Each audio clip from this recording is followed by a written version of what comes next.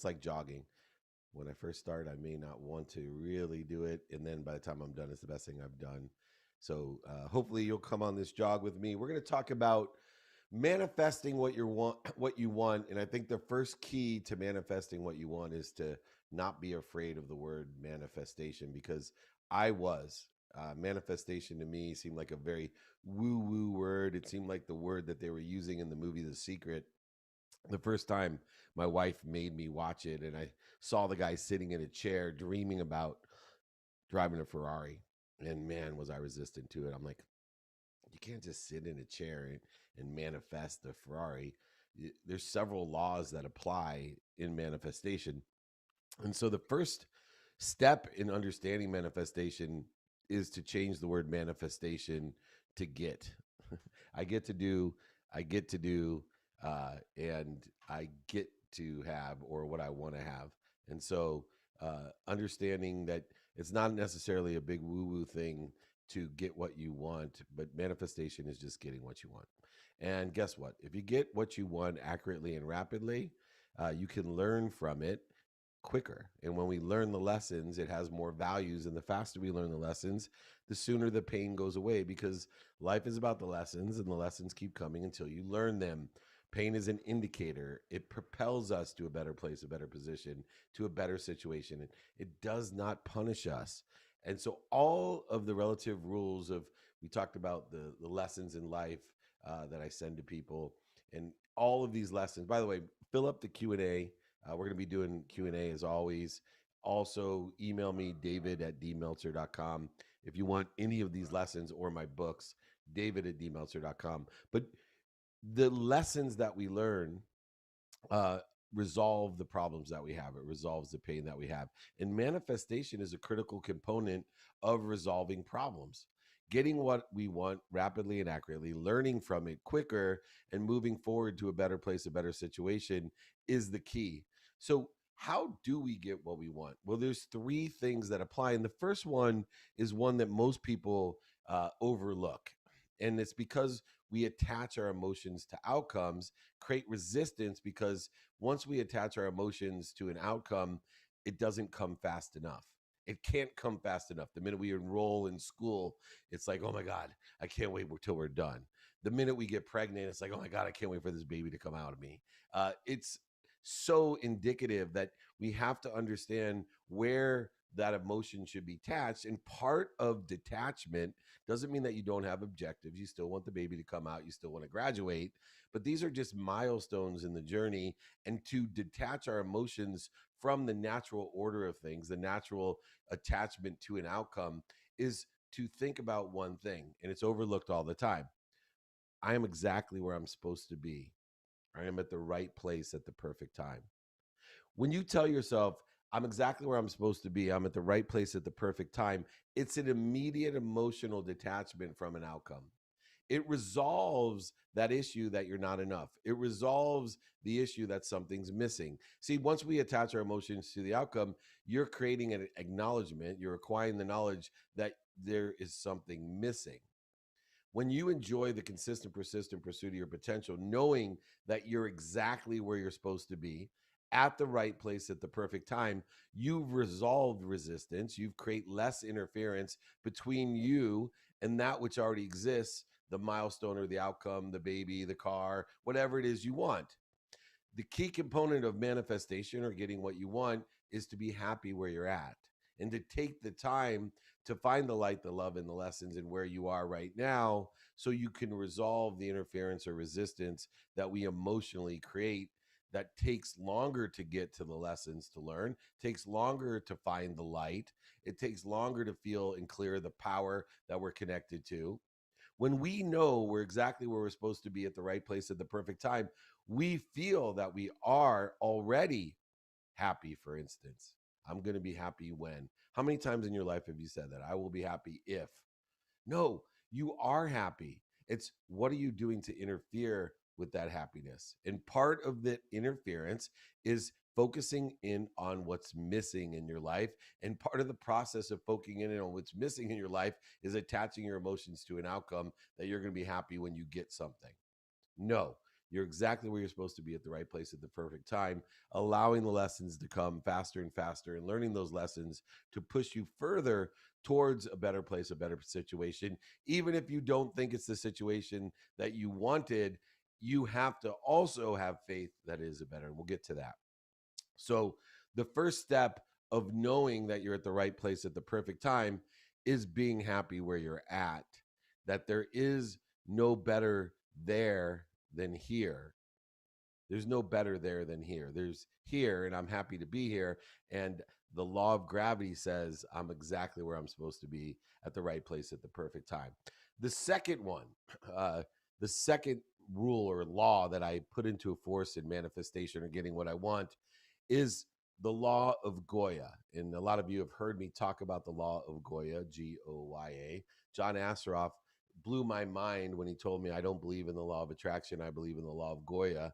And I thought he was the law of attraction guy. He was the vision board guy from the movie The Secret and became a close friend of mine. But when he told me that the law of Goya says, get off your ass, now he was talking my language, right? You can't sit in a chair dreaming about the Ferrari.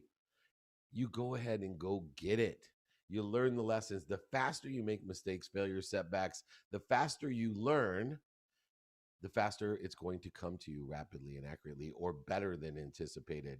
And if you detach your emotions from the outcome, it'll come even faster. I call this the process of angling to what you want. What does that mean? That we can predispose that one, I'm going to take action by getting alignment first. 80% of my time is to get alignment, see how synergistic and supplementary my activities are to the ideas that I have. But if I get alignment, I then can GOIA, get off my ass and take action. But part of that action is to prepare for adjustment because pain will definitely come out as I take action. Mistakes, failures, setbacks are going to absolutely occur. But I prepare for them by saying that this is a process of angling. The law of Goya, getting off my ass, is a process of angling to what I want, that there is no direct path to what I want. It's not that simple. There's too many lessons to learn because it's a multivariable universe of infinity and limitlessness that I live in. And therefore, I have to admit and acknowledge that I have many different opportunities to angle to what I want. So the law of gravity states I'm exactly where I'm supposed to be at the right place at the perfect time, not attaching my emotions to the outcome, not looking for what's missing in my life or creating interference. Then I utilize the law of Goya to give everything I have. The most common denominator of all the guests on my office hours, all the guests on the playbook, my podcast, everyone that I'm blessed to be around and surround myself with, the common denominator of the people who hold the spirit of excellence that achieve the most is billionaires, millionaires, entrepreneurs, celebrities, athletes, and entertainers. The number one common denominator is they have a desire that they must be what they can be because they are angling towards what they want with everything they have. They have inherently executed on my definition of joy and happiness to enjoy, to be in the process of joy, enjoy the consistent, everyday, persistent, without quit pursuit of my potential, my truth, of my quantum nature, what I want, not what is missing by attaching my emotions to an outcome, not what I don't want, attaching my emotions to a negative outcome, or attaching my emotions to what other people want through ego-based consciousness of guilt or resentment or offense, superiority, inferiority, or separateness. And these occur all the time, and we wonder why we don't get what we want, why we keep getting what's missing or what we don't want or what other people want for us. The reason is that you're not enjoying the consistent, persistent pursuit of your potential. Why is that so important? Well, because the conscious continuum works in the context of enjoying the consistent, persistent pursuit of your potential, meaning that we experience things consciously through our senses, and our senses are stupid. We don't see things accurately. We don't see things the same as other people see them. We don't smell things stable or accurately. We don't taste them or touch them. All of these things are faulty senses that do not collect the data in 100% nature. And so because the only way we talk to the conscious continuum, meaning the only way we talk within the system of inputting data into our brains that we then call memories, subconscious memories that exist there. There's about 40,000 of the same thoughts that exist in our head every day, and they reinforce what activities we have. They reinforce themselves while we sleep, rest, meditate.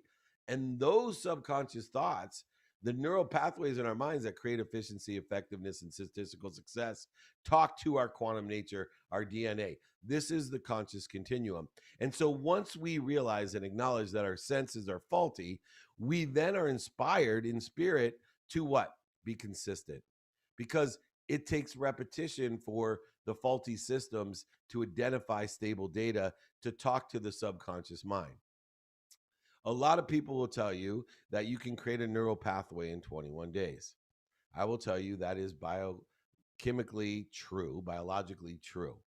But it doesn't mean that every habit or neural pathway can be formed in 21 days, because remember, the communicative style or within the conscious competency, the subconscious is communicating with the unconscious. And if your unconscious is not supporting the subconscious, it takes much longer, because it can work for or against you, the unconscious competency that you have, the epigenetic layer of the activated quantum nature that you have, the DNA, the hard drive that you have, the personality traits, characteristics, obsessions, and addictions will consistently fight against subconscious changes that you feel would either be positive or negative, determinative upon what your objectives are. What do I mean? If you have ever utilized nicotine, nicotine is probably one of the most addictive drugs, next to heroin and a few others that I refuse to ever even try. But if you've ever experienced nicotine and you have a quantum memory of nicotine, meaning that maybe your parents use nicotine, your grandparents, your great grandparents, well, most likely your quantum nature, your DNA, will fight against you quitting smoking or chewing tobacco or whatever nicotine consumption, vaping that you're utilizing. So it will take you much longer than 21 days. And even worse, it's in your quantum nature, so that even if you're capable of quitting for a month, a year, or even 10 years, you may only have one cigarette or one chewing tobacco pouch or one hit of a vape. And all of a sudden, all of the neural pathways, all the subconscious work and conscious work that you did goes out the door. And this is how the system works with manifestation. We want to have the entire conscious competency from your conscious senses with the consistent, persistent pursuit in the enjoyment, the higher frequency of that, to creating neural pathways that will communicate with you who you are quantumly, because or why. What communicates the last part of manifestation? Most people, when you talk about manifestation or getting what you want, they talk about the laws of attraction. And what they think is, as John Assaraf talked about in The Secret, is if I stare at a house, someday I'll have that house. If I sit in the chair and dream about my Ferrari, someday I'll have my Ferrari. Well, we've already talked about the fact that you got to be happy where you're at, clear the emotional attachment. You have to utilize the law of Goya to angle to what you want. But none of that will work, because the only beacon of communication to the universe and you is the quantum being that you are.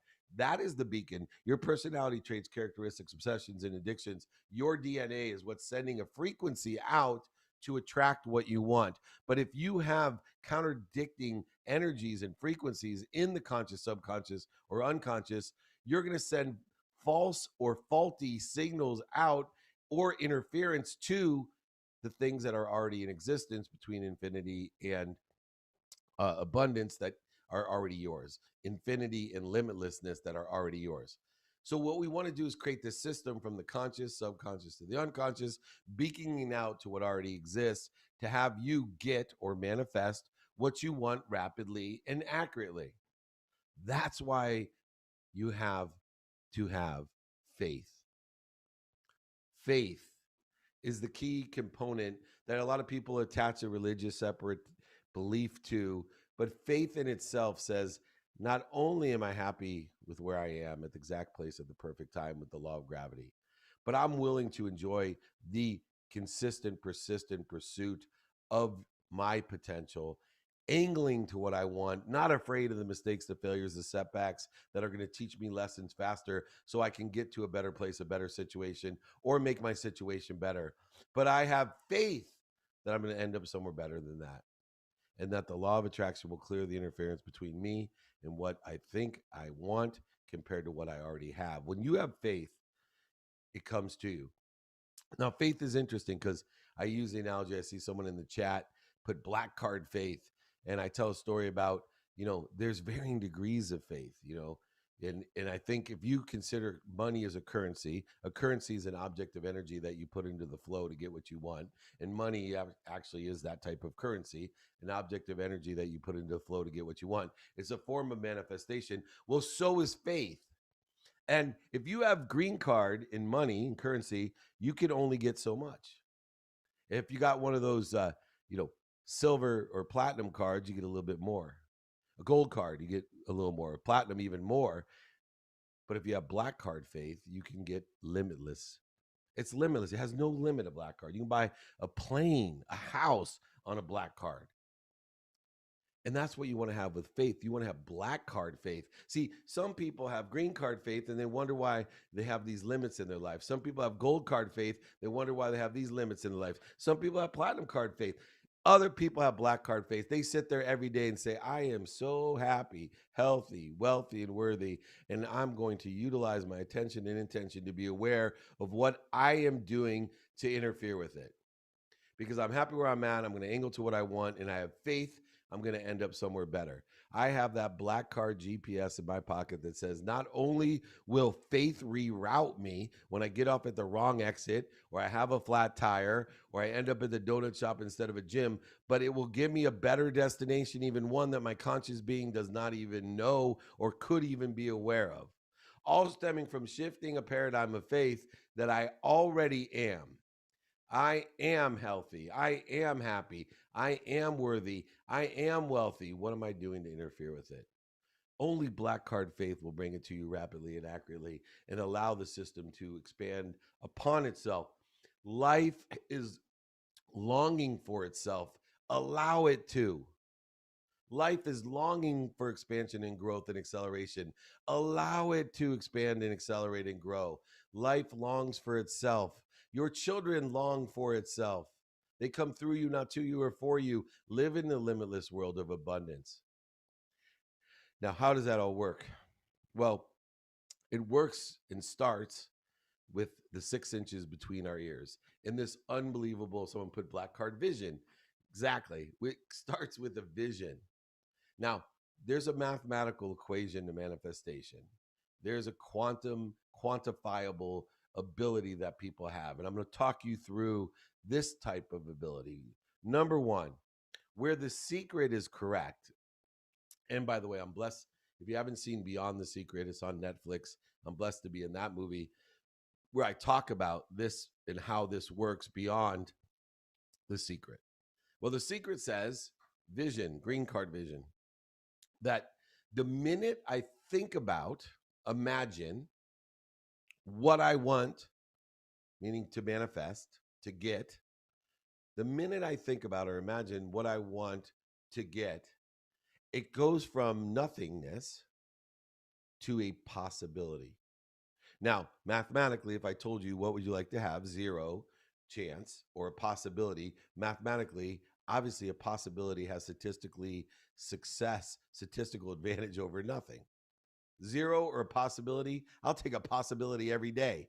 In order to get to possibility, all you have to do is dream or imagine what you want.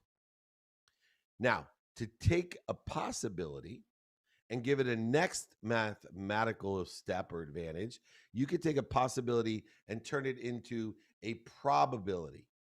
And that probability is a mathematical advantage over the possibility. How do we take a possibility and make it a probability? Inspiration. It's that simple. So to take nothingness to a probability takes imagination. To take possibility to probability, it takes inspiration. What is inspiration? Living in spirit, inspired, understanding that you already are abundant, living in a world of more than enough between limitlessness and infinity. And what are you doing to interfere with it? understanding the conscious continuum, understanding the law of gravity, the law of Goya, and the law of attraction, we can get to in spirit that I am already connected to the greatest source of power, light, and lessons. And I can allow it to come through me with appreciation, which is encompassing for me gratitude, which gives me this perspective, the ability to find the light, the love, and the lessons, forgiveness, which allows me to live at peace, which allows life to long for itself and to expand and grow and accelerate, and accountability, which gives me control of what I want. Accountability says, what did I do to attract this to myself, and what am I supposed to learn from it? Allowing me to feel safe and secure in making mistakes, failures, setbacks. It gives me confidence. Confidence is created from clarity, balance, and focus, allowing me to have more efficiency, effectiveness in statistical success in what I do. Take every possibility simply by imagining it and becoming inspired in spirit, that you are now acknowledging and remembering and recollecting and reminding that you're already connected to it, and allowing it to come through you with gratitude, forgiveness, and accountability, which causes appreciation.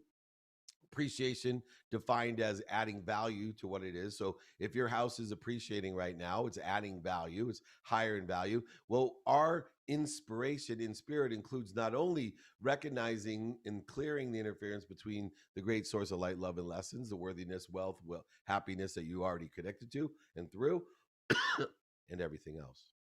So we appreciate it and allow it to come through us for everybody else and everything else around us. All right. So we now have the second step in a mathematical advantage of possibility to probability. Once again, when I talk about the mathematical advantage, if I told you, would you like to have a zero chance of nothing? Or would you like to have something that possibly could happen? Or would you like to have something that would probably happen? Which one would you choose? Probable.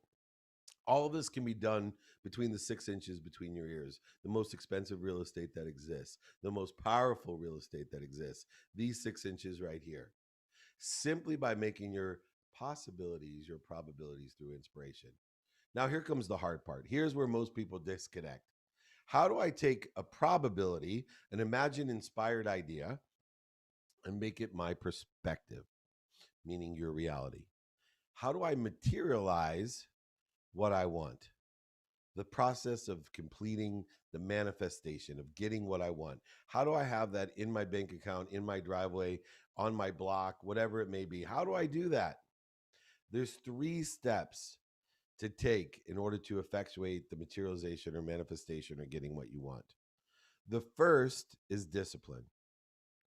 Knowing the conscious continuum, as I previously described, from the conscious, subconscious, and unconscious mind, understanding that you have to enjoy the consistent, persistent pursuit of your potential. The first step is you need discipline, because human nature in itself creates void, shortages, and obstacles. That we have an ego that creates separation because it has a need, right, to be right, offended, separate, inferior, superior, anxious, frustrated, worried, angry, guilty, resentful. All of these different things are creating interference all the time and stopping us from being disciplined, right? I work on people and try to create a habit machine for them.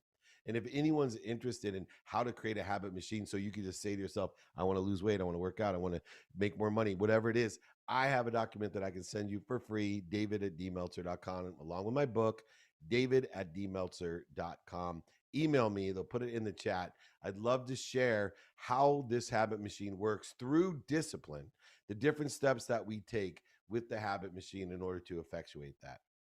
Know that discipline is the key, and that it's a counterintuitive thought process. It's an counterintuitive activity to what we normally do.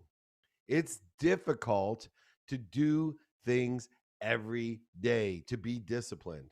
I tell people all the time, want to change your life? Say thank you. Simple, 0.1 seconds. Say it twice a day, 0.2 seconds. Say thank you every single day before you go to bed and when you wake up. And you do that for 30 straight days, I promise you, life will change exponentially. You'll be allowing life to come through itself. It's amazing. But even I, who teach it, preach it, and love it, it took me 9 months before I could do it for the very first time. 9 months. That's because it's counterintuitive and counter human nature. It's not It's the antithesis of clearing interference. It's the interference creator. We can create habit machines, though. And step number one is discipline to take your probabilities to your perspective or your reality. The second one is strategy. And the strategy that I use is the 5 daily practices. The strategy is every day to know your what, personally, experientially, giving and receiving wise. Knowing your who I can be service or value to create the flow, and who can help me. Most people are not radically humble enough to ask for help. Ask for help in person, on the phone, via email, media. Ask for help. Know your who, know your how. In order to have the proper strategy, you got to know your how. You need to know the activities you have planned, not have planned, and your sleep. You need to know the activities you get paid for and the activities you don't get paid for. You need to look at life through a lens of productivity, accessibility, so you can access what you want and make others accessible to you, and gratitude, so that you're seeking the light, the love, and the lessons that clears the interference between you and what you already are. And you need to have that strategy in order to effectuate the probability to perspective. The last thing that we need is to have awareness. And awareness occurs through the elevation of our vibration, the lessons that we learn. We can only be aware of that which vibrates equal to or less than us. See, everything vibrates. Plants, earth vibrates the slowest, right? I can't put my hand through this desk. Plants, animals, humans, sound, light, and then thought.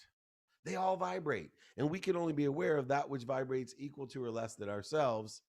And the thought that vibrates the fastest is the truth.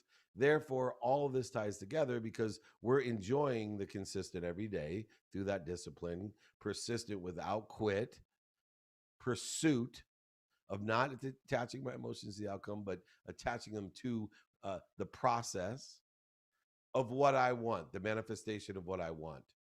And being able to conclusively do that, to allow ourselves to take an idea and make it a possibility simply by imagining it. Becoming inspired and making it a probability, another mathematical advantage. Then using discipline, using strategy and awareness to make that probability our perspective. This is how you can have everything that you want. We can drop the woo-woo word of manifestation. Let's just all utilize the law of gravity, the law of Goya, and the law of attraction in its appropriate way, using the conscious continuum and the 3 steps from possibility to probability to reality or perspective. Reach out to me. Put these questions in there. They're loading up right now. Reach out to me. I'll give you my book. I'll give you the 5 daily practices. I'll give you the habit machine, david@dmeltzer.com. Just email me. Help me help you enjoy your consistent, persistent pursuit of your potential. Let me help you manifest everything you desire in life and business, or get what you want, simply stated. All right, let's take some Q&A here as it loads up. We also are on Clubhouse and IG, so let me know those questions as they come in. I'm going to take a question online here, and we're going to call up someone on Clubhouse. Faraz Ak, AK. Faraz, you will be up first. Let me answer this right now. How important is the teamwork aspect of what you do? Do you ever feel like you get too much credit for successes like your TV show Office Hours? Well, first of all, teamwork is a collective consciousness. As much as everything that we talk from possibilities or probabilities perspective works in the individual mode, it's exponentially more powerful as a group or a collective. And a lot of times, the collective efforts and consciousness will be geared to one player on the team, Tom Brady. There's a lot of players that have allowed Tom Brady to win that many Super Bowls and MVPs. And he will acknowledge that. His leadership is that he's an intelligent follower, that his main perspective or goal is to elevate others, to elevate himself. And so many times we can get caught into the fold of getting too much credit for putting on, for example, your own TV show or winning a Super Bowl or receiving an award. But it's about the team. It's about the team. And those people that don't understand it are just going to create interference to what? The collective consciousness. Because you not only have to be in spirit, you have to have a imaginative goal or milestone that you personally are not collective, I mean, personally, not attaching your emotions to, but collectively we have to do it, which is much more difficult. But the greatest individual successes, and you see this in sports more than anywhere, the winner of a car race or the golf tournament, it looks so individual, right? Everybody, oh my gosh, this is congratulations. Where there's not even a team like Tom Brady, at least you can see Gronk and the others around him. But here, imagine, you're sitting in a car. Who gets all the credit? The collective consciousness gets all the credit. And that's so important when we're talking about manifesting what we want, because the more we ask for help and be of service and elevate others, the faster and more accurately we get what we want by helping other people get what they want. All right. Christina Madrigal, you are up for Oz accidentally dropped there. Christina, how are you? Hello, I'm doing wonderful. How are you? I'm terrific. Thank you. You got a question for me? I do. So I love this lesson. Thank you so much. So after imagination and inspiration, and you're waiting for the actual manifestation, you talk about faith. Can you dig a little deeper in that and expand on that? If when we're sometimes when you're in that space of faith, it can be a little difficult. And so when you have those days and moments, or hopefully minutes and moments of that time where it's a little bit more difficult, what is the best way to remain in that faith space? Thank you so much. Thank you. That's a great question. I think there's two areas that test our faith the most. And one is time and one is expectation. And what do I mean by that? When things take too long, we have to hold on to faith. And I see positive activity all the time get diminished in its capacity because people don't have the patience combined with the faith. Time itself creates interferences, void shortages that we just don't see with our weak senses, the progress that we're making or the goals that we're moving towards or angling towards. So, number one, we have to blend patience with faith that everything's going to happen at the right way at the perfect time. And I am at the right place at the perfect time. And that although I may not be aware of the progress that I've made progress. I am angling towards what I want. And that takes faith. That takes faith. And the second is expectation. The second is I'm supposed to have this. I'm supposed to win a Super Bowl, and then that isn't going to happen. And somehow faith interplays with that something better is going to happen. Even though I wanted to win the Super Bowl, even though I wanted to make the NFL, even though I wanted to have four children or marry this person or whatever it is, and it didn't happen. Now I have to have faith that it didn't happen because something better is in store for me. I'm not being punished. I'm being propelled. I'm being pushed to something better, not punished into something worse. And it's a mindset that's so difficult to have. And so to dig a little deeper into faith, you need to one, blend patience with persistence and allow yourself to have faith that everything will come at the right way at the perfect time. And you are at the right place at the perfect time. But even more importantly, when things arrive in your life that you don't want, didn't anticipate, or think that you don't want, you have to have faith that it's better. Ah, but I wanted this. I really wanted it. I wanted it so bad. I get that. But faith tells you that something better is coming. I wanted to go to that school so bad. They rejected me. Oh my God. We'll never find another house like this again. This is my dream house. No, it wasn't. It may have been a dream, but not your dream, because there's a bigger and better dream for you. And everyone out there has had these experiences and they have wasted the emotional energy by attaching it to something they think they want when something better is always there for you. The universe is the GPS that not only reroutes you, but it changes your destination for the better. And faith is that which allows the GPS of life to be utilized in its maximum purpose? Awesome question. All right, I'm going to take another question online. Lee Duncan, you are up next. Love that name. Here we go. How do you not get bogged down with a punch list of administrative work to remain productive? Um, well, first of all, there's no work, right? Uh, for me, there's activity I get paid for and activity I don't get paid for. And two, Activities of administrative nature are an investment. It's like people who talk about sacrificing.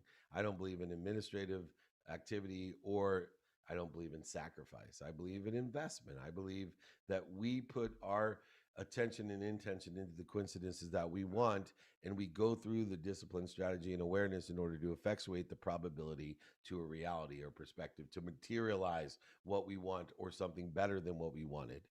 And in order to do that, you can't create ego interference to a punch list of administrative activity, and that will deter you from it, pursuing your potential or being productive, accessible, and gracious.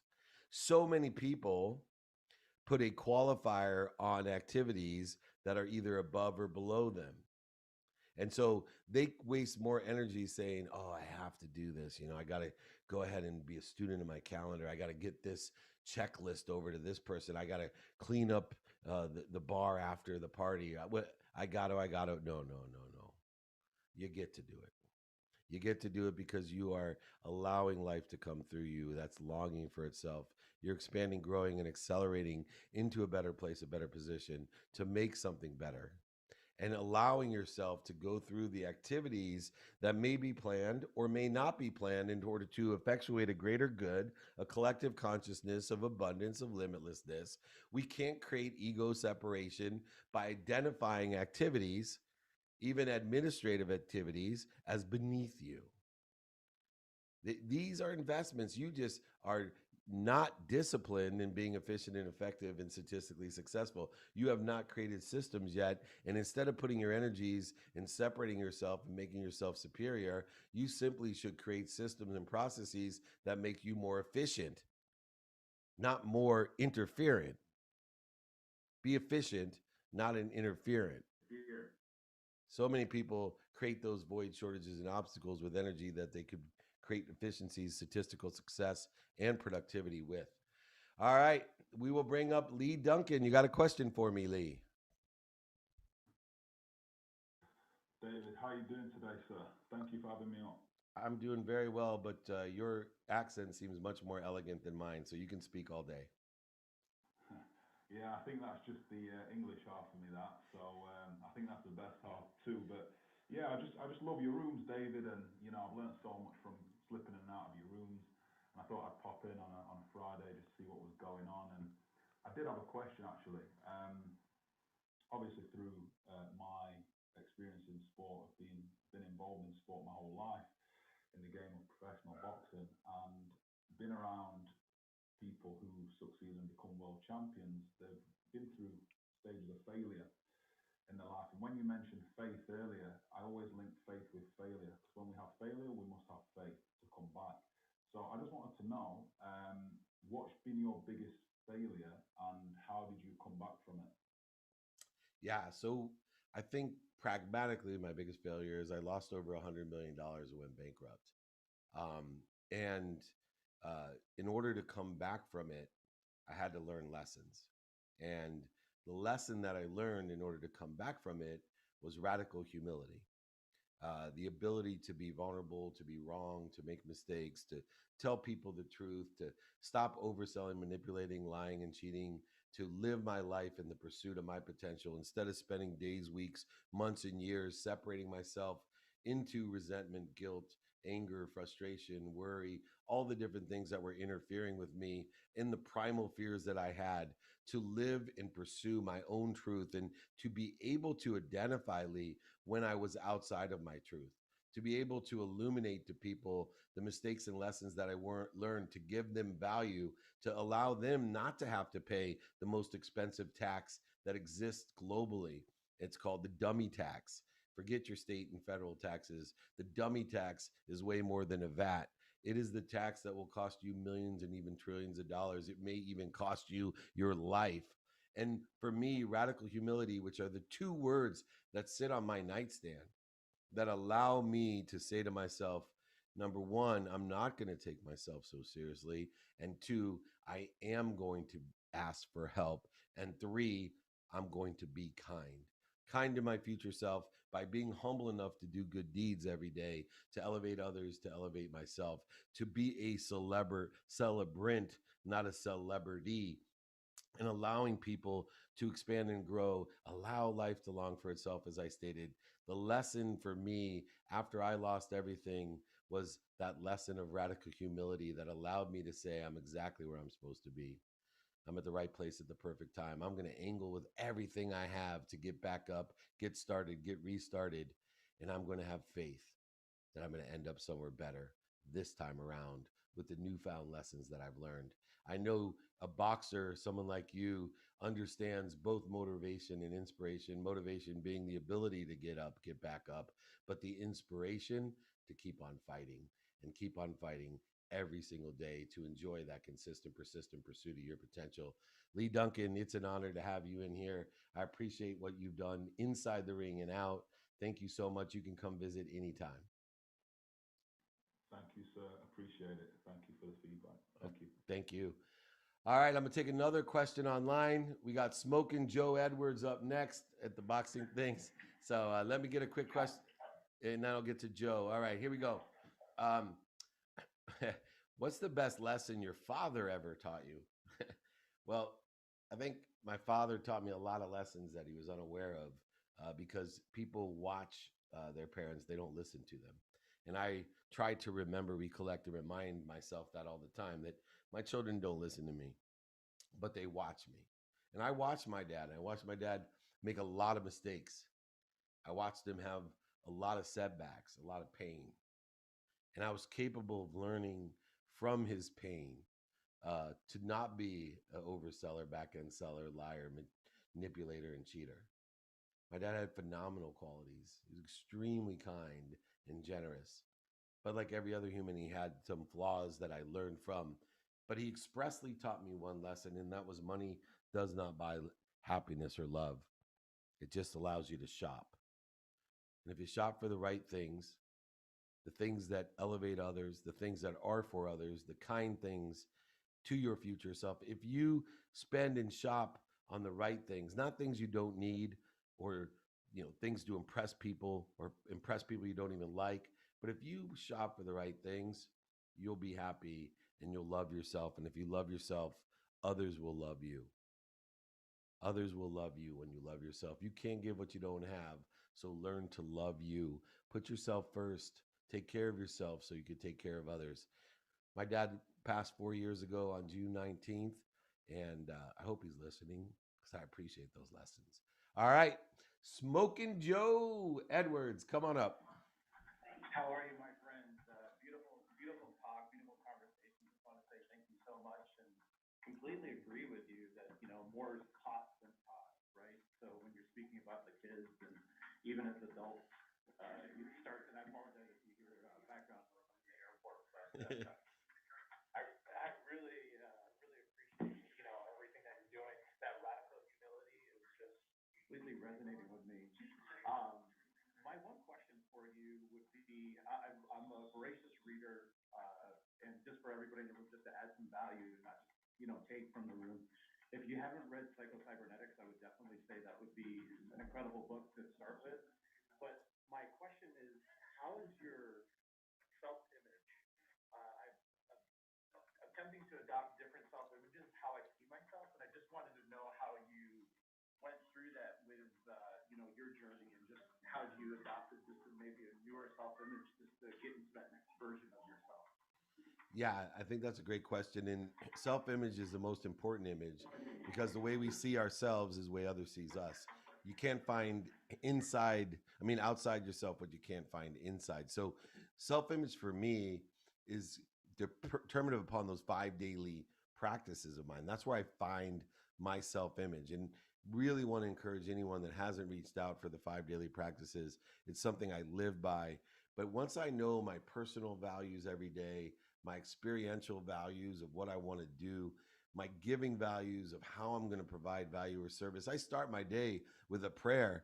May at least 10 people be put in front of me that I can help, and may God put at least 10 people in front of me that can help me, and the receiving values accordingly to that prayer. But once we're capable of having a self-image, a daily self-image of what, who, how, now, and why, uh, we're capable of evolving in subtleties. natural subtleties that don't create disruption in our lives, that others can see a consistent self-image that is evolving and growing, that allows us to rapidly and accurately get what we want. And so I think it's really important to know, number one, you give meaning to everything you see. Two, you can't find inside of you what you are looking for outside of you or what others are looking at.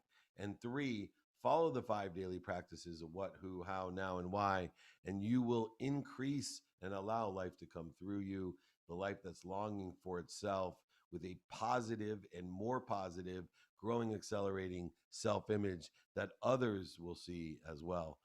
Thank you, Smoking Joe. I certainly appreciate it. Have a good trip from the airport. We will wish you safe travels and uneventful travel. Thank you. All right. All right. We'll take another one online. Next guest up is Steve Patterson. So get ready, Steve. You're on deck. The next question that I have here is, why is gratitude one of your core values? Because gratitude's everything. If you understand that gratitude gives you perspective, then you understand gratitude gives you reality, right? I just talked about possibility, probability, and perspective. Well, what is it that gives us perspective? Our ability to seek the light, the love, and the lessons to everything, our ability to give meaning to everything that we see, to make the illusions of the embodiment the ones that we want them to be, to materialize what we want rapidly and accurately, all stem from one core value of gratitude. Gratitude is even greater than seeing the glass half full. It's greater than seeing the glass overflowing. It is a powerful mechanism to find love in everything. It is a powerful mechanism to learn to love everything with gratitude. And that is why the practice of gratitude, to say thank you before you go to bed and when you wake up every day, to implement it into the habit machine, to make it the discipline and the strategy, and raise your awareness, because it's the greatest truth, and the truth vibrates the fastest, which will only raise your awareness to give you the simplicity of what you want and how to get it. So there's the power of gratitude. Say thank you before you go to bed and when you wake up. All right. One of my coaching group clients, Steve Patterson, you got a question for me? Am I online? Looks like. All right. I'll take another question if Steve is unmuted. Hello, can you hear me? Oh, there you are. Hi, Steve. Hey, hi Dave. Thank you. Sorry about that. No problem. But thank you for the training today. I hope you're having an excellent day so far. Every day is an excellent day as long as I'm here. Right on. I do have a question. I am curious about vibration and frequency, and I know you talk a lot about that. And I agree with what Max Planck said about matter, that it doesn't really exist the way that we see things and the way that we feel things, and that we're mostly empty space that is vibrating at a frequency. And you say that things vibrate at different speeds, and that we are not able to be aware of that which vibrates faster than us. So what does that mean, that we are not able to be aware of that which vibrates faster than us? For example, there's light, and does it vibrate faster than us? I am aware of light and sound. So that's my question. Yeah, so thought vibrates faster than sound and light. And so we can be aware of light and sound because our thoughts, in varying degrees, move faster than both of those. In fact, I use that mathematical equation for what other people deem to see as incredible multitasking capabilities. What do I mean by that? Is that I know that my mind can only one thought at one time, that my mind can only focus in on one thing at one time. But I also know that thoughts move faster than the speed of light. Speed of light's about 186,000 miles per second. The speed of thoughts is far greater than that. So if you can train your mind, the muscles that exist in your mind, to focus and refocus, you can beat the speed of time, the speed of light, which is the speed of time. In other words, you can effectively multitask in this vibration or frequency of the speed of light, because we're all living in the speed of light. We're living in a time frame of 24 hours of activity given to us every day. And when you start realizing that your awareness lies in your thoughts, and then in varying degrees, these thoughts are supporting your illusions or your reality, then we can start utilizing our thoughts at higher and higher frequencies by pursuing our highest self, by pursuing the truth, by pursuing the potential of self, which is in varying degrees in everyone because everyone has different truths. They have different quantum natures that are in them that have been genetically inherited for 4 generations, or if you believe like I do, and for many, many lifetimes that I have been programmed my hard drive to different potentials. It doesn't mean that I have to pursue all of my highest potentials. It just means that with what I pursue, I want to pursue the potential of what activity I am participating in. And for example, I have an inherent natural love for football. And unfortunately, my quantum potential in football is not that great. So, therefore, as I was pursuing since I was 5 years old, being a professional football player or being the best football player that I could be, I reached close to my potential, probably not my potential, but close to my potential by being an average Division 3 college football player. Now, I think there's some people that have much higher quantum natures than me, and if they put the same pursuit of their own potential in it, they'd be better than, Gronkowski or better than any of your favorite players. There's so many people that don't have that capability. The nice thing is, I learned to pursue my potential in the contents of trying to be a professional football player and have been able to apply it now for the rest of my life towards that I am quantumly better at. And so, what we want to do is understand the vibrational frequencies, segmentations, and variances that exist within our mind, within our thought, so that we can be aware of higher and higher frequencies to the highest frequency, which is the truth about buying and selling, the truth about our relationships, the truth about what we want, the truth about what quantum things we should pursue. All of these truths allow ourselves to expand, grow, and accelerate in a more rapid and accurate way, which makes us more happy because we can give more away. And what really makes us happy is to allow things to come through us with appreciation, gratitude, forgiveness, and accountability, and give them away. We have not materialized anything in our lives till we've given it away. What an extraordinary question, Stephen. I certainly appreciate it. Thank you so much. Thank you, Dave. Awesome, my friend. All right, I'm going to answer one more question online, and then the last question on Clubhouse will be from Michael Hootner. Oh, you break. All right. All right. Here's the question online. Well, I got to answer this one real quick. How do you deal with being confused with the wrestling writer Dave Meltzer? I handle it really well because he's a super guy.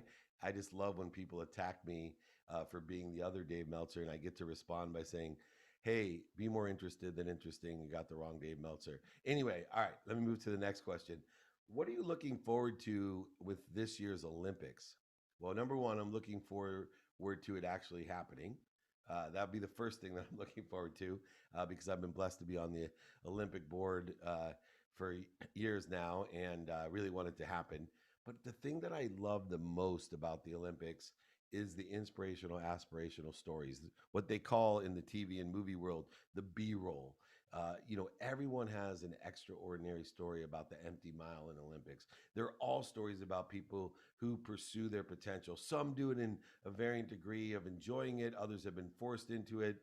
But imagine, I love speed skating. Apollo Ono being one of my idols, friends, mentors, mentees. He's just an extraordinary person. But the reason I love him so much is that is a sport that I could not believe or how you could actually stand, pursuing your potential in to, work all those years to, get to the Olympics and lose by 0.0001% of a second or win by that much. It, it's to me unfathomable what that must be like. But that inspirational, aspirational story combined with all the others from sports I don't even care about, I just want to hear the story about the pole vaulter or the shuffleboarder, the surfer, whoever it is, because I can apply their desire that they must be what they can be to my desire that I must be what I can be, and use it not only to motivate me to get up, get back up, get started, and get back started, but to inspire me, to remind me, to clear the interference between me and what we're both connected, the Olympian and myself, we're both connected to the same source, allowing it to come through us with appreciation for others. And I celebrate all Olympians and the Olympics. So excited this year. All right, with the last few minutes, our final guest, Michael Hootner. Welcome to the training. Thanks, David. I appreciate it. Looking forward to having you on the podcast in a few weeks. And a couple things came to mind, and I appreciate Jake bringing me up. And it's funny you talk about the Olympics. One of the guests that I had on my podcast trained 50 miles a day for the 1968 Olympics, and it was one of the teammates of some of the famous people that protested, and he qualified in his event by one step.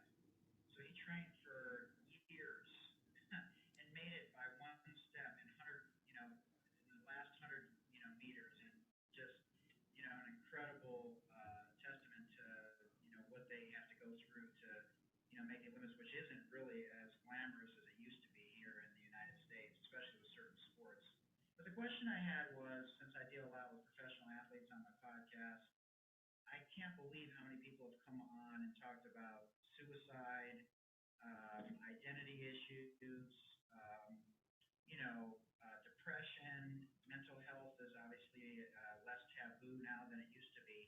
And I'm just wondering, obviously you've been involved in a lot of spaces, but what do you do to help them navigate that, to understand that they can get to a better place, but it's going to take some peeling back of some layers and relearning and unlearning and those types of things? Because I've got to be honest with you, we talk about social injustice and a lot of things on our show, but I can't believe how many professional athletes have talked about this very issue.